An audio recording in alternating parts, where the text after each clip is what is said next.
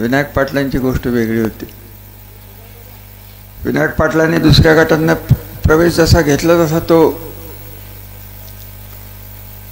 कसा राजकीय होता, त्याच्या डोक्यात राजकारणाचे विषय, राजकारणाचे परिणाम, काय करायला पाहिजे, कुठं जायला पाहिजे, प्रत्येक गावात कोणाची कशी कळे दाबायला पाहिजे, हे या गटापुरतं तर त्याला निश्चितपणे माहिती होतं. माझं 4 वर्ष इथे येणं झालं नाही. त्याचं कारण खरं असं आहे की विनायक गेल्यापासून मला यावंसंच वाटत नव्हतं. अगदी खरं सांगेल, मला एकच सांगेन विनायकच्या बाबतीत की राजकारण कसं करावं हे या मुलाकडनं शिकण्यासारखं होतं. त्याची एकच आठवण आहे की आम्ही तिघही भाऊ त्याला म्हणत होतो कृष्णा हॉस्पिटलला जा, तुलाही माहिती. मी तर रागवून त्याला म्हटलं होतं की कशाला लाईफलाईनमध्ये थांबलाय, जा तिकडे. त्याने काय ऐकलं नाही. कशासाठी ऐकलं नाही मला काय माहीत नाही, परंतु जे घडलं ते घडलं. परंतु त्या दिवशी कसं काय झालं, सकाळी तो मला वाटतं दुपारी गेला का त्याच्या आदल्या 2 दिवशी त्याने मला व्हिडिओ कॉल केला व्हॉट्सअपवर. शर्ट घातलेलं नव्हतं, ती बंडी घातलेली होती आणि मला हात करत होता की मी ठीक आहे, कोणीतरी सोडून दिला होता. तो व्हिडिओ बघून आजही माझ्या स्वप्नात विनायक पाटील येत असतात. एवढं तुम्ही लक्षात घ्या. एवढं हे नातं त्या मुलाने आणि आमच्या कुटुंबाने घट्ट केलेलं होतं. जास्त काय बोलणार नाही. शंभूराजला संधी दिली. शंभूराज परंपरा टिकवणं ही अवघड गोष्ट असते. तुम्ही इलेक्शनची का चर्चा करताय तेच मला काही कळणं झालंय. काय काय फार मोठं आखरीत झालंय असं मला जरी स्वतःला वाटत नाही. उलट बाळासाहेब, सत्ता नसली तर कार्यकर्ते जे टिकतात ते खरे कार्यकर्ते असतात. आपल्याकडे दुर्दैवाने असं होऊन घेतलंय की ज्यांनी सत्तेचा उपभोग घेतला. कोणाचंच नाव मला घेण्याचं कारण नाही, कारण माझ्या डोक्यात ते येते. ते गेले ते गेले. खरं सांगायचं ना, रघुनाथ राजांच्या शब्दात सांगायचं तर करट असतं की नाही, करट येतं आपल्याला. त्यातला पू वाहून गेलेला आहे, बाकीचं काही झालेलं नाही. माझं वाक्य नाही, पिठवांचं वाक्य. माझं म्हणणं आहे की सूजच आली होती आपल्याला, आपल्याशिवाय कोणच नव्हतं. त्यामुळे त्यांची आता तुम्ही आठवणही काढू नका, त्यांची स्वप्नही बघू नका. त्यांनी त्यांची दिशा पकडलेली आहे. आता प्रश्न असा राहिला की आपण आपली दिशा पकडायची का, तर पकडायची. 1991ला मी माझ्या आयुष्यातलं पहिलं भाषण गजानन चौकात केलेलं होतं. तेव्हाच मी तिचा शब्द दिलेला होता की आम्ही राजकारणात नव्हतो. मी स्वतः तर फारसा नव्हतोच. संजीव राजे तर फार लहान होते 1991ला. तुमच्या सगळ्यांचा कोणाचा जन्मही नसेल. त्यावेळी त्यानं सांगितलं होतं की आम्हाला फलटण तालुक्यातलं गेले 25-30 वर्षाचं राजकारण पटत नव्हतं. बाहेर राहून का होईना मी बघत होतो. तिथं कुठेतरी विकास आणि सर्वसामान्य माणूस हा केंद्रबिंदू मानला जात नव्हता. सत्ता ही केंद्रबिंदू मानली जात होती. आणि सत्ता आपल्याला कशी मिळेल यासाठी हे सगळं कार्यकर्त्यांच्यात भांडणं, गावागावात भांडणं, मारामाऱ्या, भांडणं. त्या काळात मला आठवतं आहे की एखादी मारामारी एखाद्या गावात झाली आणि प्रत्येक गावात रोज काहीतरी होत होतं. बाळासाहेब, तुम्हाला आठवत असलं तर बघा, तुमच्या स्वतःच्या गावात किती वेळा अभंगांची तुमची भांडणं झालीत ते मला माहिती. सांगायचं तात्पर्य एक, आपण पडलो राजकारणात, हे चाललेलं थांबवण्यासाठी आवश्यक पडलो. कुठल्याही व्यक्तीला विरोध करण्यासाठी मी पडलेलो. हे का झालं आणि कसं झालं हे बोलण्याचाही काही अर्थ लागला नाही. ती लोकं होती नव्हती, गेली, ती पिढी गेली, तुमच्यातली ती पिढी गेली. तेव्हाही कोणीतरी लोकांनी इकडची बाजू घेतली, तिकडची बाजू घेतली, भांडणं झाली. इथपर्यंत परिस्थिती होती. मला आठवतं आहे की या 2 गटात 3 गटात नातं विसरून लोक एकमेकाच्या भावकीच्या लग्नाला जात नव्हती. ही परिस्थिती त्या काळात. विश्वास ठेवा, अगर ठेवलं. हे सगळं आपण गेलं, एक संस्कृती आणली, शांतता आणली, विकास तर केला. हे सगळेजण कार्यकर्ते बोलले, पाणी तर आणलंच. तर तो विषय असा आहे की आता माझ्यासमोर प्रश्न असा आहे की मी तर थकलो तर नाहीच आहे. पायाचं दुखणं आहे तर आहे, क्रिकेट खेळताना 20व्या वर्षी लागलेली दुखडी आज 77व्या वर्षी कुठंतरी त्रास देणारच आहे. परंतु डोकं चालतंय त्याला काय करणार? डोकं जोपर्यंत आहे तोपर्यंत मी नका काळजी करू, खुर्चीत बसून संपवेन. बरं का, तो काही विषय नाही. हे केलं, हे सांभाळायचे कुवत कुठल्या कार्यकर्त्यात, इथल्या कुठल्या तालुक्याच्या नेतृत्वात सांगा. आम्ही राजकीय भांडणं सोडून, आम्हाला काही कोणाबद्दल बोलायचं नाही. परंतु हे सगळं गणित जे केलंय तालुक्याचं, ज्यांनी म्हणलं की डोंबलकोडी झाली निराज वगैरे, अहो डोंबलकोडी निराज वगैरे काही तर माणसे लोक आहेत. उरमोडी झालं नसतं तर तुम्हाला पाणी कुठून आलं? जे कटापूरला 50.50 TMC पाणी कोणी दिलं? मी दिलं. या सगळ्या गोष्टी आपण केल्या. परंतु राजकारण म्हणलं की, पाणी म्हणलं की राजकारण आलं. आणि आता ते काही आपल्याला करायची इच्छा नाही. आपण आपला तालुका जो तुमच्या सगळ्यांच्या विश्वासाला पात्र राहून आम्ही जे काही करू शकलो, हा विश्वास तेवढा घालवू नका एवढं सांगायला मी इथं आलेलो. राजकारणात मतं कशी मिळवायची त्यात तेव्हा आपण मतं मिळवायला कमी पडलोय, कामाला कमी पडलेलं नाही.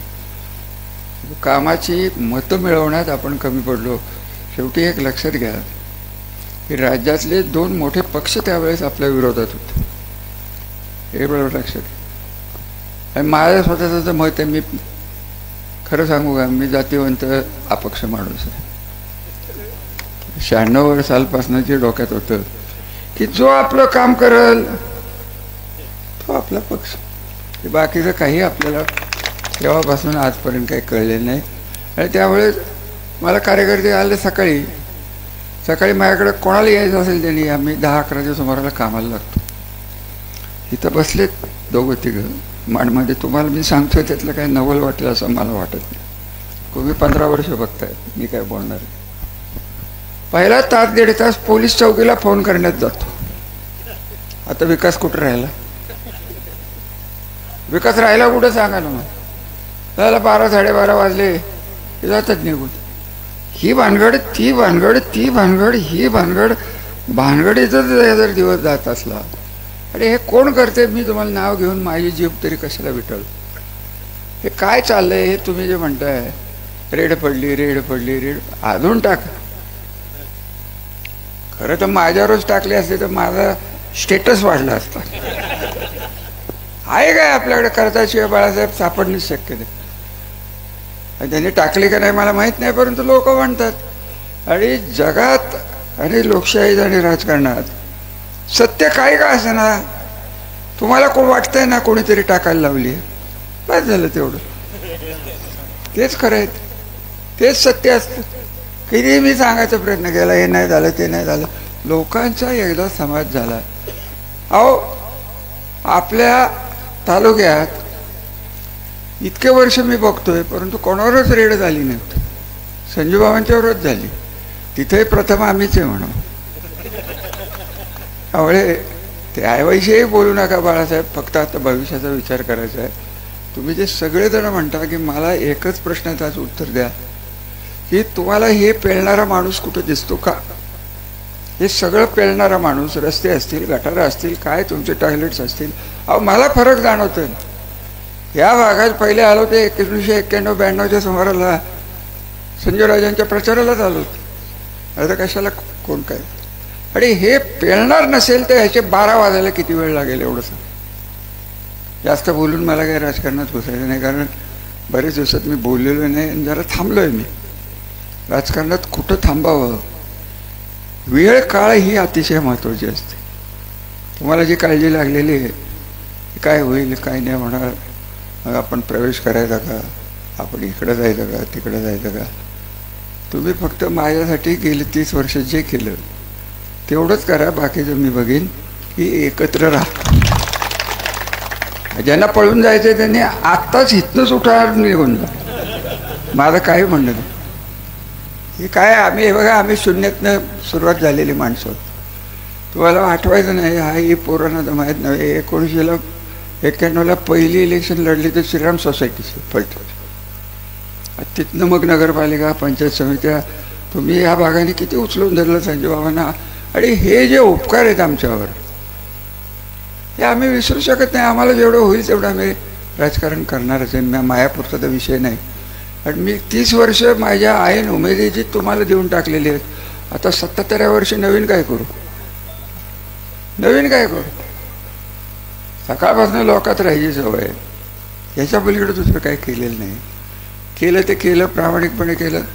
तुम्ही एक लक्षात घ्या, आमच्या घराचा राजकारणाचा कणा जो आहे हा आजोबांनी आम्हाला जी संस्कृती घालून दिलेली आहे की लोकशाही जरी आली, संस्थान जरी होतं, तरी आपले जन्म या घराण्यात घेतल्यानंतर आपला जन्म हा आपल्या स्वतःसाठी झालेला नाही, लोकांच्यासाठी झालेला आहे, जनतेसाठी झालेला आहे. हे आम्ही गेले 30 वर्षात राबवलं, यशस्वीरित्या राबवलं. त्याचा मनस्वी आनंद मला होतो की आजोबांनी टाकलेल्या परंपरा आपल्या हातात राहिल्या. आणि शंभूराज, तुझे आजोबा, तुझे वडील यांनी या तालुक्यात आणि परिसरात ह्या ज्या काही परंपरा घातलेल्या आहेत ते तुझ्या हस्ते घडाव्यात, एवढीच मी शिंगणापूरच्या शंभू महादेवाला प्रार्थना करीन. आणि असे कार्यकर्ते पुढे आले तर आम्ही जाणंच शक्य नाही, जाणं शक्यच नाही आहे. परंतु चाललंय कसं हे मलाही माहिती आहे की आज संतोष खटके म्हणले घरी बसतायत, लोक म्हणतात काय करायचं, काय नादाला लागायचं, कोणाला कसे फोन येतात, कोणाला काय फोन येतात, हे सगळंच मला माहिती. त्याला घाबरून जर तुम्ही जायला लागला तर हे होणार नाही. राजकारण तर होणार नाही, तुमची गावं राहणार नाहीत, तुमचे संसार राहणार नाहीत, तुमचे संसार उद्ध्वस्त केले जातील. हे चित्र डोळ्यासमोर आणून लढाईच्या तयारीने शंभू महादेवाचे आशीर्वाद घेऊन आज आपण सुरुवात केलेली आहे. एवढंच ह्या हुरडा पार्टीचं खरं महत्त्व आहे. कारखान्याची येऊन द्या, जिल्हा परिषदेची येऊन द्या, कोणाला कुठं जायचं आहे तिथं जाऊन द्या, कोणाला काय करायचं ते करून द्या. एकेकाला कोण मला विचारत नव्हतं तुमचा पक्ष कुठला, आम्हाला कोण घेतच नव्हतं, तो विषय येतो, कोण विश्वासच ठेवत नव्हतं आमच्यावर. तर तिथनं सुरुवात केली. बारीक सारीक कार्यकर्ते, मी नावं तुम्हाला सांगितली, त्यातले काही आपले गेलेले आहेत, या पोरा एवढी वयाने होती. आणि बाळासाहेब, सत्य हेच आहे की तुमच्या 1926च्या पिढीला फलटण संस्थान काय होतं, निरा उजवा कालवा बाटगर नव्हतं तेव्हा, हे माहिती. तुम्हाला स्वतःला काय त्या कालव्याचं नाव नाही मला सांगा तू. आज हा पोरगा निरगुडेचा सस्ती, त्याला निरगुडीच्या पाण्याचं महत्त्व काय कळायचं? ज्यांनी दुष्काळ बघितले, ज्यांनी रोजगार हमी बघितले. मला 2003-2004चा दुष्काळ तुमच्या बापू तुमच्या तिथंच आलो होतो. लोक आपले कार्यकर्ते तोंडाला रुमाल बांधून तिथं काम करताना मी बघितले. ह्या सगळ्या गोष्टी तुम्हाला कुठं काय करायला लागतं. आज धोंबलकवडीचा तुम्ही विचार करता, इथं एक लोकप्रतिनिधी आहेत, त्यांनी भर उन्हाळ्यात धोंबलकवडीचं पाणी सोडायला लावलं, तुमच्यासाठी नाही, स्वतःच्या कारखान्याचे टँक धुण्यासाठी. आणि तरी आपण स्वस्त आपल्या बांगड्या भरलेल्या बरं आहे. अजून तुम्हाला किती बोलून काय बोलू. आणि हे सत्य परिस्थिती आहे. इथे लोकांना विचारा माझं खोटं असलं. हे अशा लोकांच्या हातात जर तुम्ही सत्ता देणार असाल तर माझं आपलं स्पष्ट म्हणणं, 30 वर्ष मी केलेले कष्ट आहेत.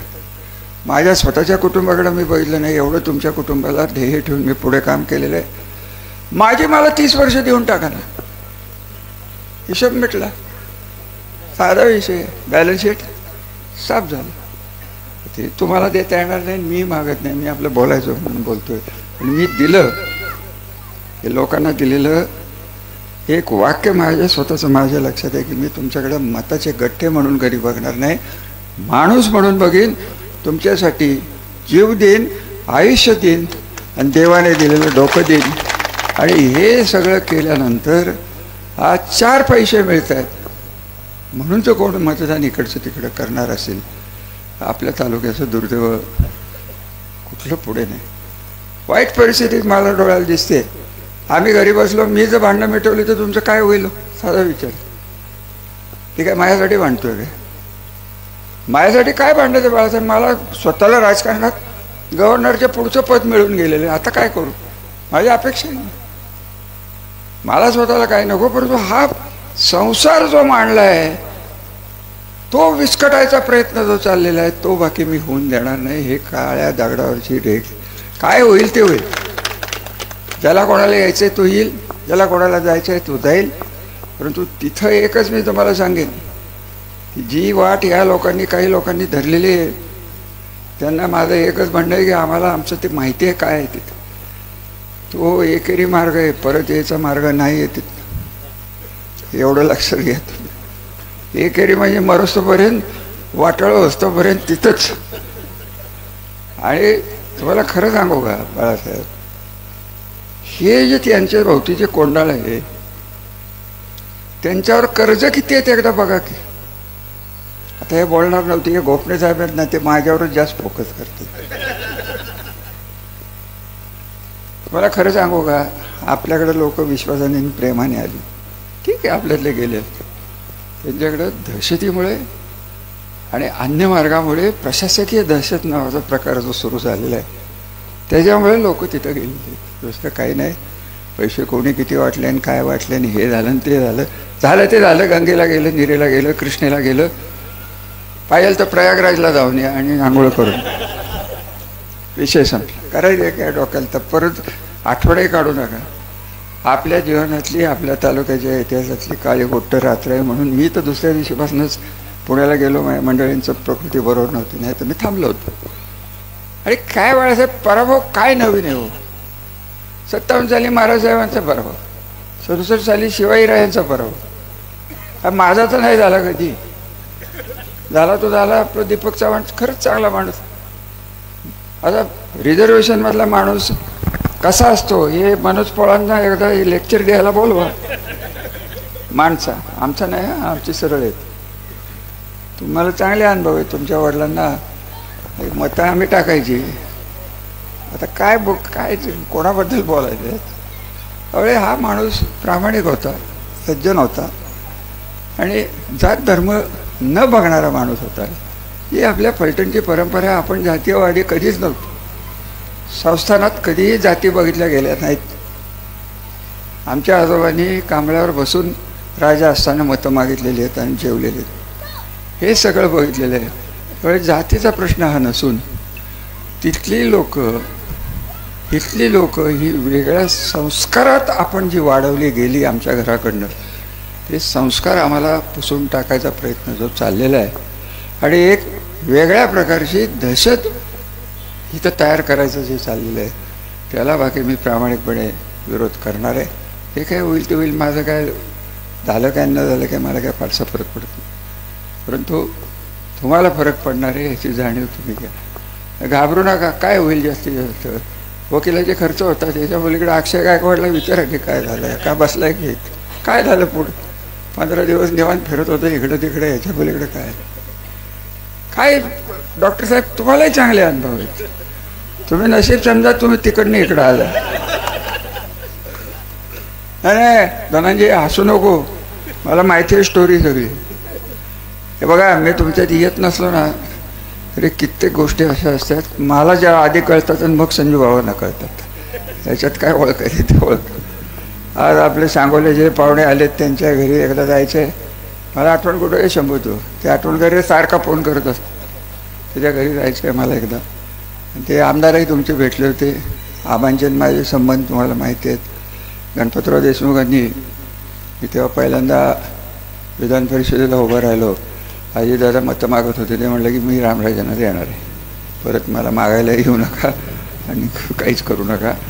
अशा मंडळींची सभासद ही मंडळी वाढली आहेत. आणि तुम्हाला खरं सांगू का, तुमच्या तालुक्यात पाणी नाही ही बोंब आता बाद झाली की 5 ठिकाणावरनं पाणी येते यांना.